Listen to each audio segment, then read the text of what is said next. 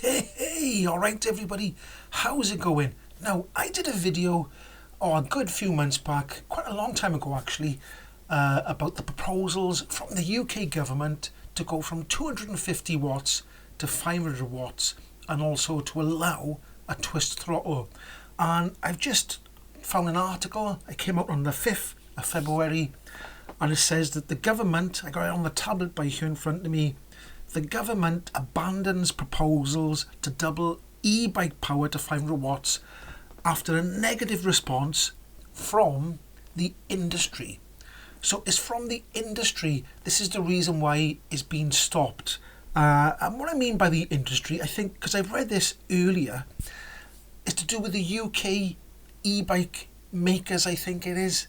So if I read on a little bit further, Cycling UK described the proposals as a huge safety risk to pedestrians and others who cycle. Now,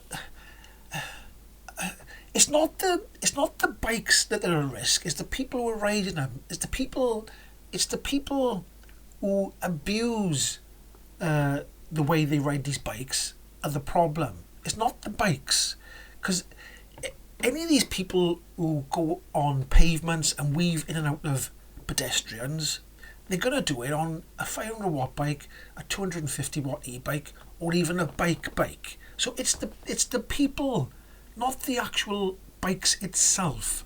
And then we had the Bicycle Association, BA, and Association of Cycle Traders, ACT, described the proposal as unnecessary, risky, and the wrong approach. Now, I disagree with all of this because I think that they should have brought the 15.5 miles per hour up to 20 miles per hour, because there's a lot of 20 mile per hour speed limits around cities and stuff, and that would encourage more riders to ride on the road instead of being on the pavement. Because if you can keep up with the vehicles around you, it becomes a lot safer. That's just my opinion. You can disagree if you think it's wrong in the comments down below.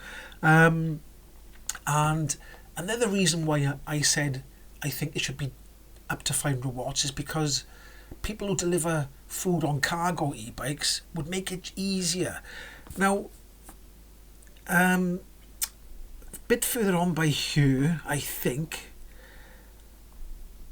it says by here, the two trade bodies said there was no evidence such a move would increase demand. And I think that's wrong as well. I think it would increase demand and it would get more people riding e-bikes. If it was a bit nice, some people don't want to pedal. It's just that's the way it is. Some people want to have a bit more of an easier life. And when it comes to hills, on a true 250 watt e-bike, when you get to a hill, it's rubbish. Now, I know fit people are going to say, no, it's not, but most of us aren't that fit, are we? Let's be honest. We're not all lycra clad. Now, that's another thing. The people who ride these really fast bikes, the lycra clad mob, they go like 30 miles per hour. And if you go down a hill, you go 30 miles per hour. So if you're on a high street that's got a hill and you can go faster than the electric bike can go, what happens then if you hit a person? I don't know. It says longer term it risks moped style regulations on the whole e-bike category. Well, it doesn't really, does it? Because America has 20 miles per hour and a 750 watt legal limit. And so it says by here, the government consultation received 2,121 responses, of which 47.6% supported the increase in power and 51.34% opposed it. And that was for increasing the power to 500 watts. And then the responses to allow full throttle, 43% supported it, 52% opposed it. Now, not everybody opposed it. The London e-cargo bike courier Pedal Me stated on X that the cargo bikes are a potential transformational technology and much safer, more efficient and cleaner to share in a city. They are being hindered by lack of power, especially in hilly areas. Now, I got a feeling that reading through this, a lot of the UK manufacturers, because I got another story by here which is relevant, a lot of the UK e-bike manufacturers, which seem to be very overpriced in my opinion. Now you could argue that the quality is better, but sometimes they're £3,000 for a Chinese version that's £1,000 or even less, and to me that doesn't make sense. So I think the UK made e-bikes, a lot of them, these brands, these UK bikes, they're just way they're way overpriced, and they price people out. It's too much. It's too much for most people to pay these kind of prices. So basically the government has said no. Now I don't know what percentage would have had to been yes. If it was just over 50%, I reckon they still would have said no. It would have had to be a much higher number for them to say yes. But I think a lot of UK bike makers who've got the legal 250 watts already, I reckon a lot of them have pushed for it to not go forward. And I'll tell you why right now, because I got another story by here. Cheaper Chinese e-bikes are kicking the teeth for UK firms, okay? It says a government decision to scrap tariffs on Chinese e-bikes coming into the UK has been described as a kick in the teeth for British manufacturing. Now, I'm all for British manufacturing, but not if you've got to pay 3 times as much. It just doesn't make any sense to say. That's not... The consumer is losing out massively. And that...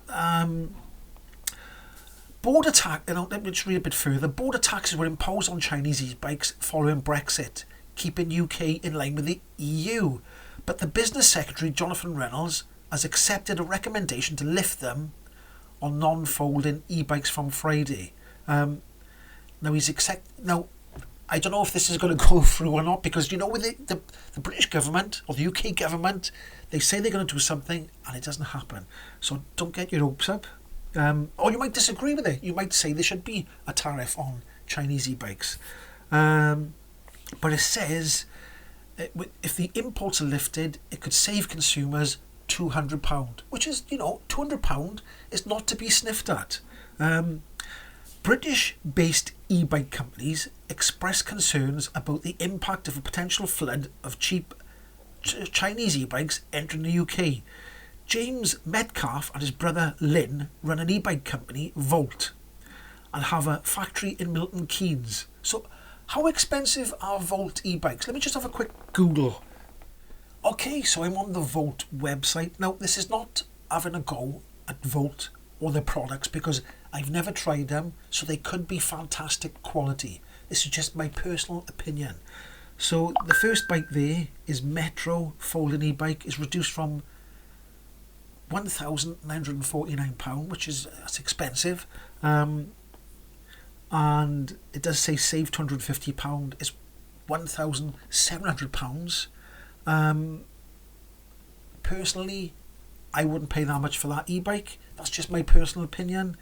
If I go down a little bit further to the next bike there, called Light Folding e-bike, is £2,599.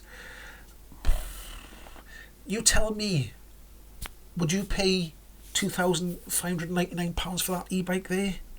I'm just saying. This one here, 1,559.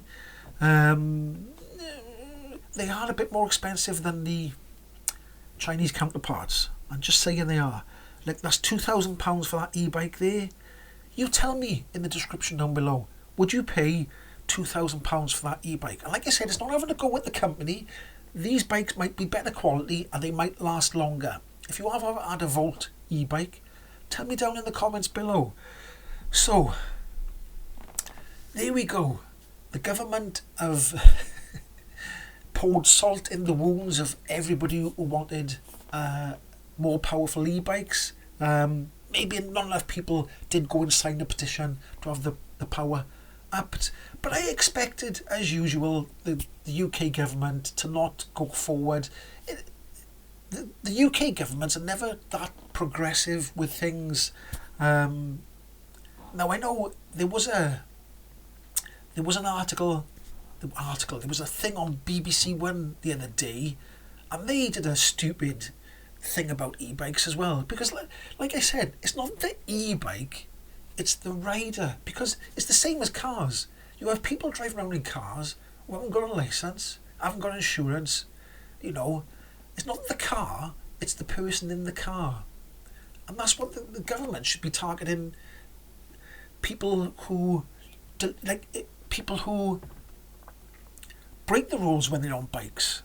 So if they're driving on pavements and knocking into people and stuff like that, that's what should be targeted, not the actual bikes themselves. It's the people on the bikes. Anyway, that's just my opinion. If you agree or disagree, put it down in the comment section. But the government has stopped the 500 watt rule and no throttles, so we're stuck with what we got. Anyway, if you did like this video, don't forget to give it a like, subscribe, and I'll catch you in the next one. Ahoy!